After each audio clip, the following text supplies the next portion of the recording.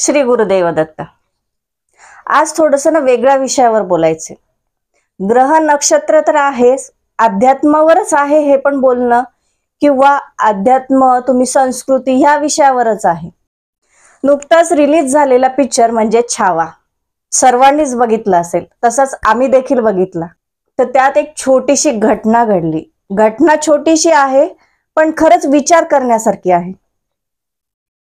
Picture बघितल्यानंतर आम्ही बाहेर आलो। बाहेर आल्यानंतर एक 3 जणी मैत्रिणी होत्या, तर त्यातला संवाद होता। एक जण म्हणते, संभाजी राजे हे शिवाजी राजेंचे बंधू आहेत, म्हणजेच भाऊ आहेत। विचार करा ह्या छोट्या गोष्टीचा। आजची पिढी काय होतीये की महत्वाचं म्हणजे तुम्ही पिक्चर बघायला येताय, सगळा संपूर्ण पिक्चर बघताय, तरी तुम्हाला ते नाते कळत नाही। या गोष्टींचा विचार खरंच आई वडिलांनी देखील करायला हवा। मुलं फक्त कॉन्व्हेंट स्कूलमध्ये म्हणजे इंग्लिश शाळेमध्ये टाकणं, त्यांना इंग्लिश येणं, ते इंग्लिश वागणुकी अनुसरणं, बोलणं, राहणीमान या सगळ्यांच्या नादामध्ये कुठेतरी आपली भारतीय संस्कृती विसरत आहे।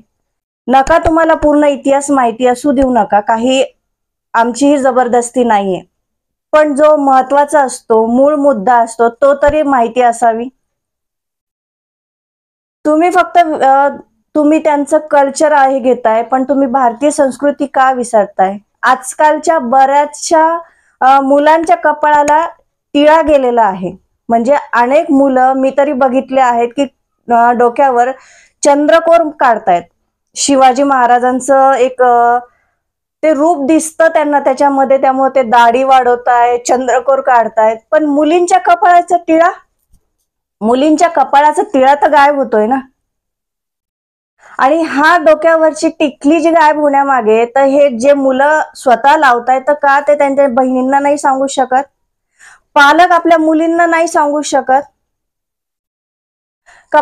म्हणजे भारतीय संस्कृती जर तुम्ही अवलंबली तर त्याच्यामध्ये तुम्हाला काही गैर होतं का?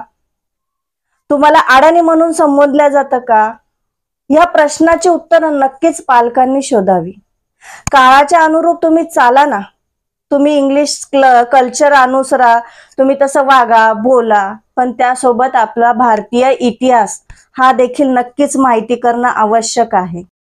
वाक्य छोटस आहे, भाऊ आहे का मुलगा आहे, पण त्या मागचं सत्य जाणून घ्या। थोडस आपली संस्कृती, आपला धर्म आणि आपले संस्कार यावर नक्कीच पालकांनी विचार करावा।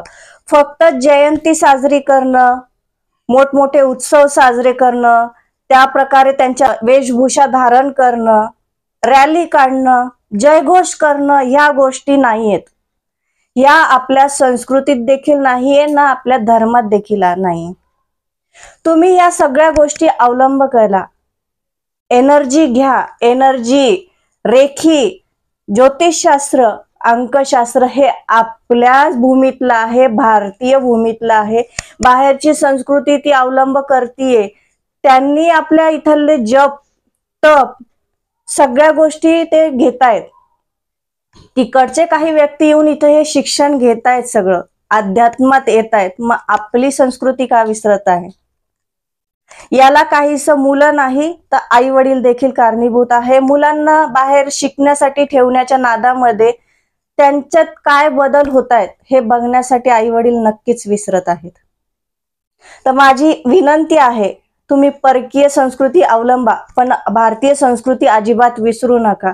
भारतीय धर्म विसरू नका, भारतीय इतिहास विसरू नका। फक्त जयघोष करू नका, मिरवणूक नका काढू, त्यातलं तथ्य ओळखा। आणि कपाळाला टिकली ही लावायला तर अजिबात विसरू नका। ती आपली संस्कृती आहे, आपला धर्म आहे। धर्म आणि संस्कृती राहिली तरच आपण राहू, नाही तर काहीच खरं नाहीये। धन्यवाद।